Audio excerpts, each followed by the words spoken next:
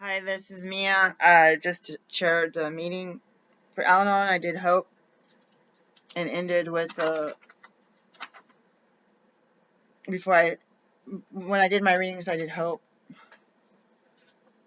that I connected joy, humor, hopeful, joy, and humor. Um, I had a Courage to Change Al-Anon book, February 17th, page 53, and an hour of adversity, and an hour ad In the hour of adversity, be not without hope, for crystal rain falls from black clouds. This is a Persian poem, which I don't know. I had the camera like this, and I don't know. I was like, oh god, I can see myself. So I guess Zoom cut out the sides because that wasn't really showing. But the end of the meeting that I chaired, my app froze up, and I was just like, oh no, I'm glad that it didn't freeze up while I was speaking. My partner was in here. I didn't know if I had to go outside. I didn't know what I had to do this meeting. I asked my daughter and my friend to attend. My daughter said no, she's not going to attend. My friend said she was, but I was thinking that the time was going to be 12. Her time was 6 a.m. Oh, shoot. Oh, I messed up. So it's chilly. I'm about to try on my tights. I have a really bad stomach ache. I was drinking juice, so maybe I have to use the toilet. I'm gonna go get some juice here. So it's precip. So June, 72 degrees, high 79, feels like 72. Fair weather. Yesterday 86, low 64. Today's low of 59. Precip 0% hourly. So it's 10, so it says 72 and then 75, all sunny. To 77 between 4 and 7. Tomorrow, same, a little bit chillier. Monday, Tuesday, Wednesday, all the same. Friday, 86, and then Wednesday, Thursday, Friday, rain and thunderstorms, 79, and then goes up 81, then 86. So it's gradually. So I'm gonna have to get used to this temperature. I'm a little chilly now, but I'm sitting in the dark, and the air conditioner was on. Our air conditioner kept through the circuit breaker. Let me see the circuit breaker here, the circuit breaker in the house. Oh my god, and the garbage disposal not working, and I don't know what to do.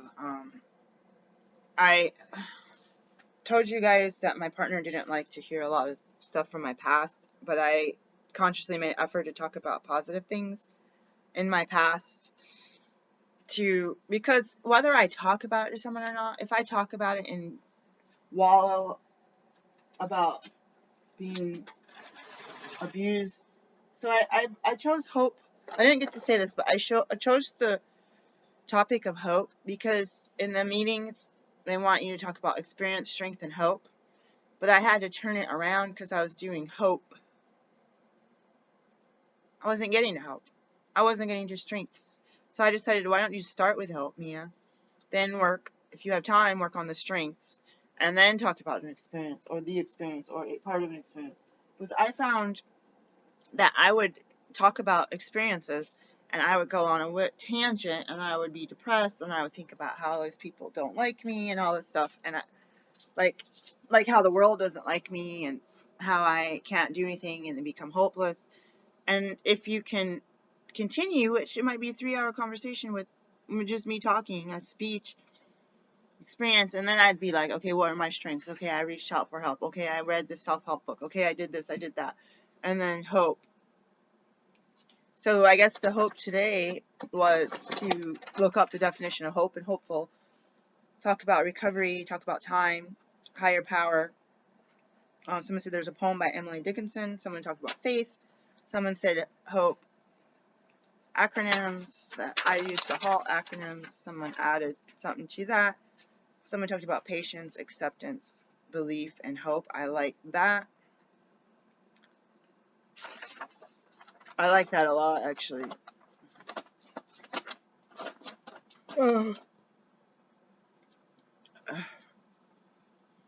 But I feel like I tried to on Facebook. My partner was asking. It was like 7 something this morning. I thought it was about 8, but it was only 7:30. And he's like, "What time is it? Don't you know what time it is? You have to do your meeting." I was getting mad. But someone said that they're looking for a naturopath for my mastitis, and I was like, "I'm here," and there's another person that's on the other side of the bay. So all these people are on the other side of the bay. I need to tell people over here where I am. I need to tell people at my Portland, Oregon office where I am. I need to tell people that I can do telehealth in Washington State or health calls to set up the dates, figuring out what the rules in Oregon, Washington, and then Maryland are, as I could set up a clump of appointments during a certain. It's like I almost want to be like a airplane and overbook. Like you don't want to be like I'm going to travel to Seattle and try to see 6 patients and zero. If one person shows up, it's fine. But you want to have like not even overbook, but it's like you're going to be there for a few days. Maybe you schedule 2-3 days for patients, and then if they don't show up, like make it so you'll be overwhelmed with seeing people, because you could also be advertising. So that's the thing I don't know. I've seen stuff advertised. I've seen stuff come up in a Google search, raw food near me, and it becomes I want to go there, or I want to buy something from them, or I want to order something from them, or I want to hire them for my service, or my friend goes there. It doesn't sound like the greatest, but it sounds decent and fair, so I'm going to go there. There's something weird on that sticky thing. Let me pause this and get a snack. Hold on. I'm back. So I have a bunch of intake papers from my office here. There's a resume, copy of my license, right here.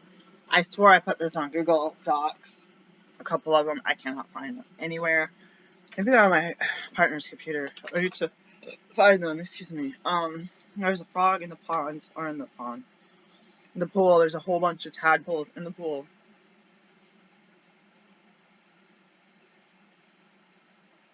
Well, it was dead, I saw it swimming. I don't think that it can stay in the water.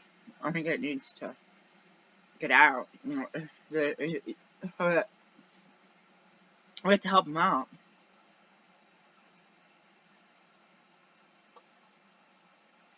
If you had a pool, what would you do if you had tadpoles, frogs, lizards, neighbor's dog in your? I don't think the owner knows. But I am. I have to make money because I need to become more financially independent in more ways than one. So there's some urgency to that statement.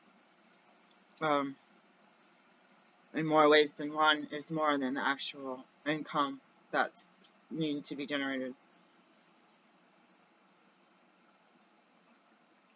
You can hear the water thing in the background. It's kind of a pleasant noise, actually, to hear the water start bubbling up. And it's weird how you can, what is entropy? It's weird that you can have a heat and a compound, because I was like an element, no, it's H2O, hydrogen oxygen, which by themselves are very explosive, right? But together in the right proportion, H2O is going to be nourishing. OH is the alcohol group, and it's pretty much toxic, which is why we're using hand sanitizer with alcohol in it, right? It does mess up stuff, but it does something to your mind, you know. That can be either pleasant and or addictive. So I talked about hopeful and talked about my kids and the boxes stacking up. And I said I needed to look at myself, but I also know that I can look at see how chubby I am. Oh my god. That is like if I had something that was like tight from the front, I would just look average. But like from the like this is like the biggest weight that I've been like so many errors. My water is rolling to boil, and I don't like boiled water, but I can drink some tea. I would do some diet and fitness tea. So I was looking at the calendar and I was thinking that I was going to do, trying to find the thing. I was going to do, I feel weird. I have a new dress. My partner's like, you have a new dress, a new computer. I was like 7 minutes to the meeting starting, and my phone says, not enough memory. This may cause a slowdown. I'm like, oh no. By the time I try to turn my computer on, connect to external hard drive, move some stuff over, shut down websites, I'm going to be locked out of the meeting. So I said, okay, I will use the computer. I had to download the app, I think. I don't know. I don't know what I did. I think I got in just in time. Microphone was on, so that I guess I thought I did Zoom before on the computer. Anyways, I was trying to see if I can go 3.5 weeks. My clean and sober day is July 4th. The extra sober day year is 2004.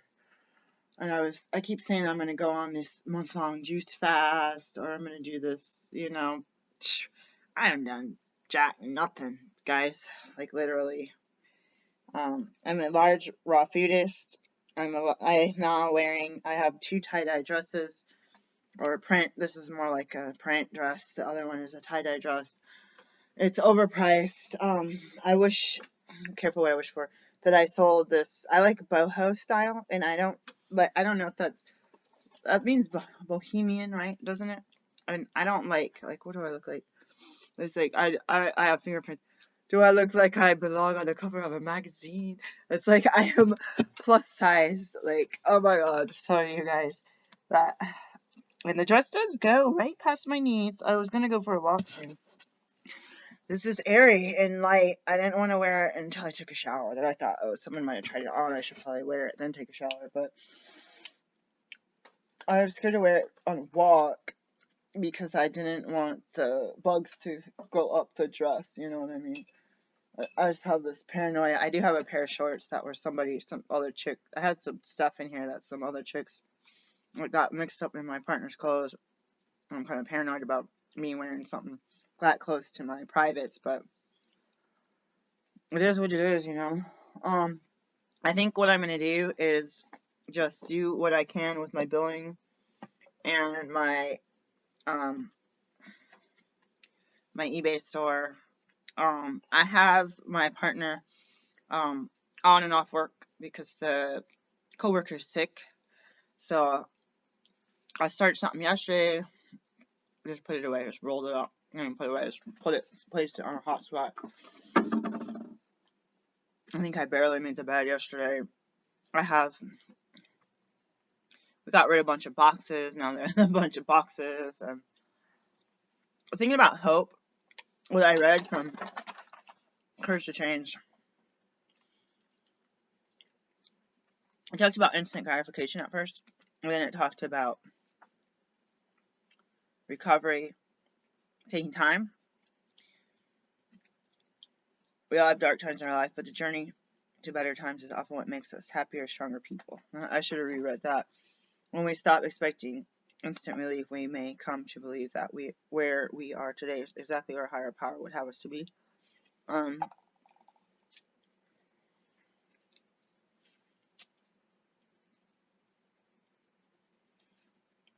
I'll let time take time. So I can think about the fact that I didn't clean the table off yesterday. I can think about the fact that I didn't have any patients hire me. I can think of the fact that we had these ant bait traps, and then there was ants, no ants and ants, and he sprayed this solution on the floor and got rid of the ants in the bathroom. But then they're over here, then they got over here, they're taking stuff. Like I dropped a piece of pecan on the ground, they got that. Bigger ants, and I saw a big ant. So we had these sticky traps. I had plants. I forget that I had oh god, it's probably dead. I had a plant in the window. Oh my god, it's probably dead. Oh, that plant was one of my favorites. I'm gonna ask the kids to put them outside.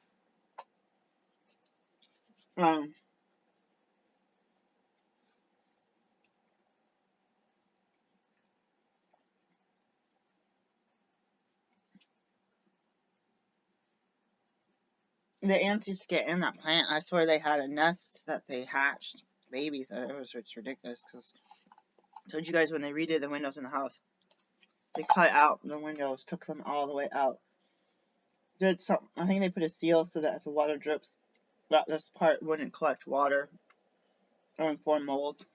Because people house had mold in their houses. And the last place we lived before that, we had flaking lead paint and other, so it's like people take samples and find there's toxins in the home to remodel it while you're in the house or near or in the next door house abatement. I'm going to put the windows back, and they sprayed spray foam in the windows. They put in new windows. Something happened when they cut it out that it was not. There was no frame on the windows. There's only a piece of wood on the bottom. So the bugs were coming in. They did that to the windows and 3 doors. Every window and 3 doors in the base or in the first floor. The bugs start coming in. My guinea pig started getting ants in his cage. He never had ants for all the years we lived there, but they were coming out because they also cut the porch off and threw it back together, and it was like, I wouldn't pour cement. I would not leave. I wouldn't turn my back if I saw the cement. Say it's supposed to be like this deep or whatever, and you lay it, and I've never done it, but like this side is like this. It's like you pour a brownie mix into a pan, and that like this side is like that, and this side is like that, and the corner has nothing, and then there's like a little sliver. You want to even that up or add more batter, or I've had times where the pan's too big. You say, well, I just messed up. I'm gonna have to butter another pan, a smaller pan, and put the stuff in there, or I'm gonna spread it flat and make a cookie. But why would you walk away? Brownies would be different because you could eat. Got one end will probably burn. But that's somebody's. I mean, you can still eat the brownie. It's still gonna be good. That's somebody's house, and it's not structurally sound. And the moles and the rats take advantage of going in that opening now and getting into the house or getting under the door. The bugs getting under into the crawl space. It's just ridiculous. I want my lavender spray so badly. But the hopefulness I have today is that I can make it work. I'm trying to use Facebook to meet people and to discuss things. I'll try to reach out to Black naturopaths in the state. I had one friend, or a colleague in Oregon. She stiffed me on my doula services, and I thought, you might have one child, you might have two children, you might have 10 children. You're making 5-figure a month. You make more in 2 months than I make in a year. At having like 4 jobs, like not even as a naturopath. Say you have 2 children, and you pay someone $1,000 to be a doula for 10 months of your pregnancy, 8, 9, 10 months of your pregnancy. They're on call for you. They're doing house calls. They're doing hospital. They're paying the tolls. They're paying the hospital parking. Some places have parking that you have to pay. If their car breaks down, they're buying the Uber to get to your birth. You're not coming to pick me up. I had to make those arrangements. And it feels like if your car broke down, you gotta pay. They're gonna charge you $3,000, $800, and then your car works for 3-4 months, and then you're gonna pay another $600. Then your car works for 9 months. You do all the fixings and the tires, and you pay $2,000. Like, you're gonna have like 7 cars, 10 cars in your life, and you're gonna pay tens of thousands of dollars to maintain your car. But to have somebody, not just as a luxury, oh, I don't want to be up at night, or oh, I want someone to hold my hand, cheerlead me. Doulas have scientifically been proven to increase the birth outcomes, reduce C-sections. And with the racial disparity, there's a huge change, and really having an active voice, a professional at your side who's not employed by this institution, which institutions are known to have very huge disparity in people of color and foreigners. I talked to a doula the other day, and she said, have you seen the study where it says even the doula sits in the room and doesn't even participate at all, that there's better outcomes? And I was like, and we had to get off the phone, but I was interested in that. So my hope today is to be a businesswoman, and when somebody takes from me my livelihood, when people don't hire me, and all these people are like, I'm a black business owner, support black business owners, I just made $1,000 a day, I'm selling these handmade crafts, I'm doing this. Like, hey, what about me? Hire me as a naturopath, hire me as a doula. I can do telehealth now, but doula all across the country. Buy from my online shops, help me have a friend. That doesn't cost anything. Crickets, tumbleweed. And it's really insulting to me. And sometimes I say, I was talking about hopeless expectations, peace, joy, doing tasks. I mentioned doing tasks. Sometimes you share in a meeting and you say something and you're like, oh my God, God has to guide me. And then it comes out like someone else repeats, oh yeah, that part you said about, oh yeah. Like, I don't say this to try to teach. Someone had said something that tried to teach everybody, but they are a teacher. I like to take topics for meetings that I chair because I want to teach myself. I want to learn. I'm struggling with this topic, so I want to. It's like I do things so backwards. As a doctor, I could go give a speech on weight loss, and I could be like, when I was 120 something pounds, was I doing speeches for weight loss? No. But when I was overweight, that I felt like I could do topics and speeches on, or obese and overweight, weight loss. It's like the thing that I was struggling with, I could do research. And the one topic, did I chair more than once? The one time I remember chairing, what is the weight loss group called? TOPS, taking off pounds sensibly. In that meeting, I talked about fidgeting. I think it was in their book, there was an article about fidgeting, like how many calories you burn. It's like you want to twiddle your thumbs while you're waiting for a doctor. It's like, I don't care, guys. I need to, like, people are like, what's wrong? Like, I would sit here sometimes. My partner sees me, like, I usually don't do both bracelets. I'm just like, he's like, what's wrong, you guys? It's like, I used to have the mala that I think came from India that was supposed to be blessed. No, this is a different mala. I think this is the one that, I don't know. Okay, so the first one I got from Kathmandu, the store, and it had a big bead here. This rest was onyx, and then it had the strand like that you could pull. And that one, I don't know why, I could actually use that one as a prayer bracelet. I could count the beads like a rosary. I could do the praying, not really chanting. Like, I usually just do the serenity prayer anyway. And so that was interesting for me, to think about why these two bracelets that don't have the dangles, because the dangle one also helped you tighten it. That big bead might have, I don't know if that was the cause of why it broke, because it was so big, so it's like, feels like it's sharp on the edges. So I have these two, I had to get the smaller sizes to replace the other bracelet. I have this one I love. I should find this lady's. Let's find her. I don't know, sometimes when I turn on a website, I lose the camera. So my partner's gone. He came and went while I was on my meeting. So I don't know what he's doing. He said he was working.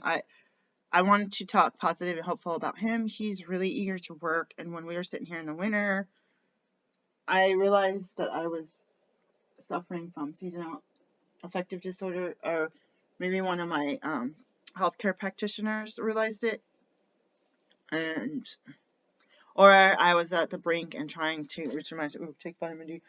It reminds me, or it made me want to try to prevent it. Being this in these dark up 45th parallel places. I was like, he just wants to sit and sleep and watch TV really loud all day, all night, play video games. I was like, I get in these stresses and fights about money, and stressed out that I was looking for a job and he wasn't, but then he gets a job and I don't, and like he gets people calling him to hire him for his home business, and I don't get people hiring me for my home business or for my business, and I'm just like, really? It's like, my doctor told me, my dad used to say, don't work harder, work smarter. I was like, shut up, I have to work hard. It's like, I have to work hard. That's what I have to be. It's like, and I'm thinking, I'm black. I have to work harder than white people. Like, I can't work smarter. But if you work smarter, then you have free time. And you have free time to travel, free time to play, free time to garden. And some of this stuff, like gardening and traveling, some of it is work, or raising a garden is growing food, fishing and stuff is relaxing, but also is work. So I had to keep that in mind. Let me turn my ringer on. I feel like going out to the garden, and my tomato is like dying, and it needs, this is gonna make some noise. It's gonna need to make some noise. I don't like how it does that, because someone's asleep or something, you don't want this. Everybody thinks there's a phone call. What? I was like, some of the things on the newer phones I don't like. Okay, so let's see if someone responded to my Facebook.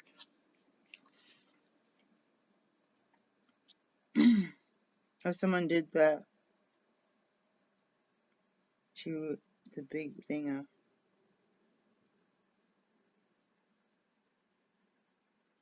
meat. But being overweight, and I meant to say this on the video, I listed yesterday's as the 11th, and it should have been the 12th. And the day before, it was actually on the 10th. I said, so I called myself a whale, and I was going to put in the comments that it was a trigger warning because my weight has gone up so high. So I wanted to do that.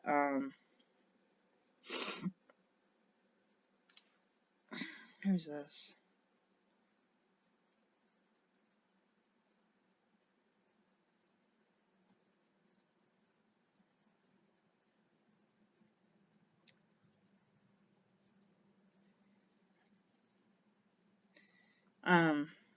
No, nobody really responded to me. Nobody's emailed me. I put out an ad for my business. I just had to go out. I wanted to talk for, I guess, a couple minutes. I want to say 5 minutes about being like a sober hippie. Oh, I missed this recovery Dharma meeting.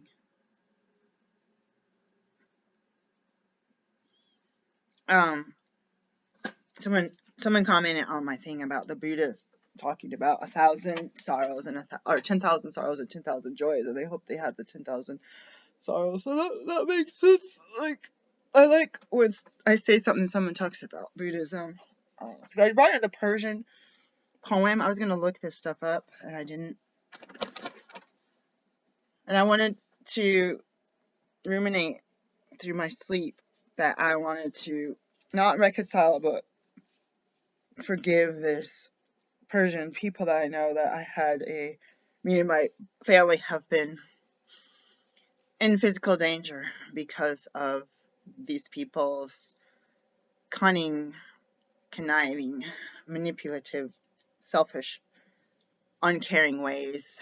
I just wanted to throw that out there.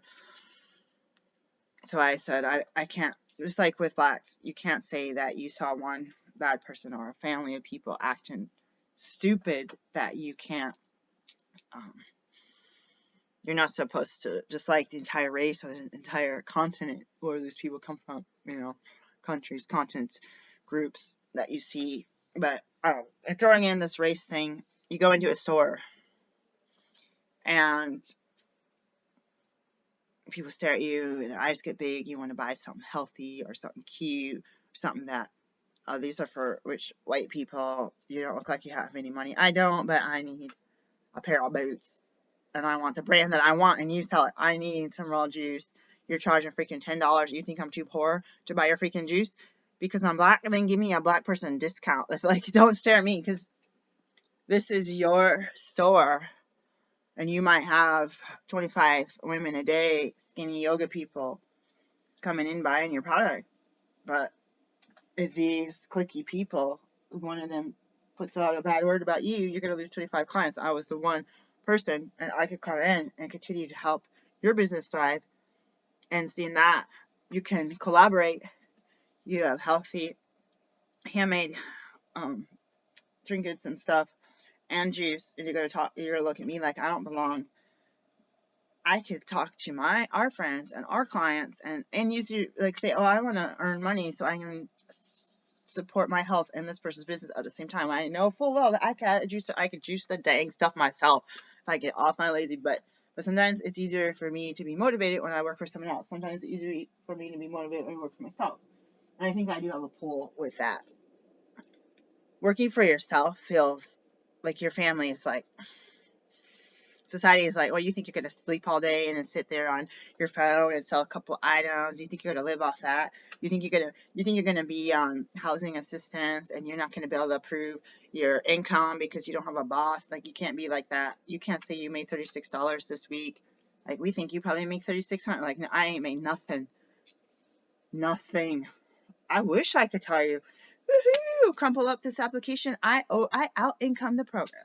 I don't need Medicaid. I don't need Section 8. I don't need food stamps. Like, we do need food stamps. You don't have them. But it's like, I wish that I made that much, and I wish I could get out of the program. But I ruminated about that, and I think about that person can put my flyer on the wall saying naturopath doula in town, and then this person I could put on my wall and share on my Facebook that this person is doing juicing and has natural stuff and is at the farmer's market. You know what I mean? Why turn down one person? Just like buying a car, they turn me down at multiple places. And why not get your commission? Why not get your sales quota for the month with me? You gotta wait. You gotta sit here and look at me like with a cross, like I'm a vampire. So, you know, we're watching that show, True Blood. And appearances get weirder and weirder and weirder. I don't even think it's that weird, to tell you the truth, but I guess, like, when someone does the introduction of characters and stuff at the beginning, I ordered this free booklet from Wild Ken Botanicals, digital download of I'm number 4, herbal first aid aftercare for police violence. That shouldn't even be a thing. You have to have an aftercare book for police violence, like kind to use our self-care. Who is this? Oh shoot, I don't have the.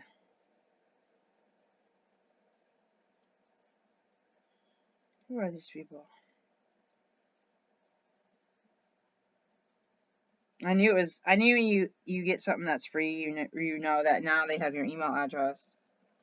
Now they want to send you offers.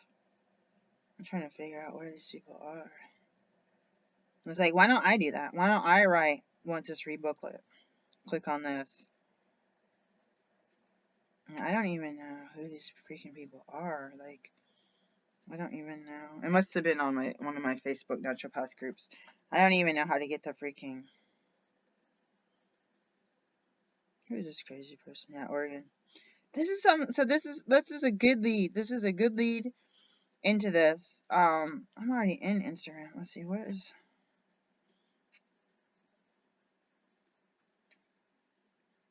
Wildkin. Oh, shoot, I just clicked it. My Instagram should already Wildkin. Oh, it let me in, I think. I don't know what's going on. Switch to app. What's to follow? This is a good. I wanted to stop the video already 2 minutes ago. This lady is showing pictures of a bunch of white women with plants and moths or butterflies or whatever in the southern Oregon. Oh, this is pretty. So I like this style. I wonder who these people are. Okay. So I'm wearing this hippie dress that I got from a hippie store. I used to be a hippie stoner, and then I became a single mom city person in Portland. One of my people think that I kind of look like a hippie. One of my friends said that they thought I dressed really conservative. I had these like crystal clear summer shoes, like flip flops. They were like so iridescent and clear, and I loved them. But the middle part of the flip flop like really hurt my feet. They had that plastic on there, which maybe you could cut that off. I don't know. Just mean your toes like have to squeeze around this tubular thing, and I don't know, there's just not, even though it was soft plastic, it was not good. I sold them on eBay, and these people, in the description I put that this is not good for long walking because they freaking hurt your toes. I will put that, like, why, if I had most of the clothes, everything that I had, I wore for years, or had for years. I just have to sell it. It's just not working for me.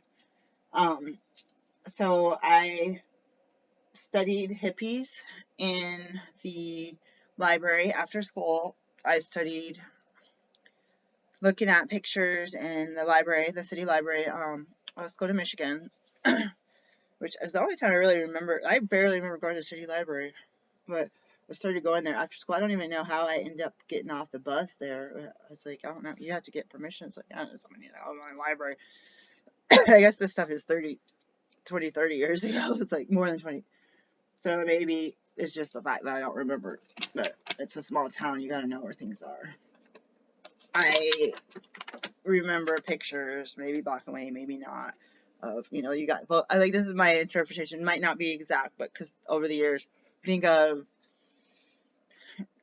skinny girls, like not wearing bras, a tank top, and a crocheted vest that dangles down, and cut off denim shorts with their skinny legs, and their long hair, and their piece sunglasses, and their freaking headbands, and their long hair, like these white girls. And you got people protesting the war, which my dad was actually in that war. So there's a thing about hippies. There's the peace, love part of being a hippie, anti-war, let's not harm people with a war.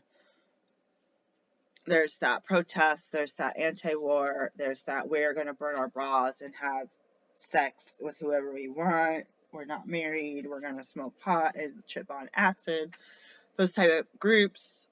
But then there's that the political part of a certain group, and then there's that hippie vibe, like I like wearing bell bottoms, I want to sit and chill. Your friends are kind of stoners, and you're sitting there playing records and the guitar and reading Jack Kerouac or whatever, like whatever books, watching James and the Giant Peach with whatever record album they said to watch it with.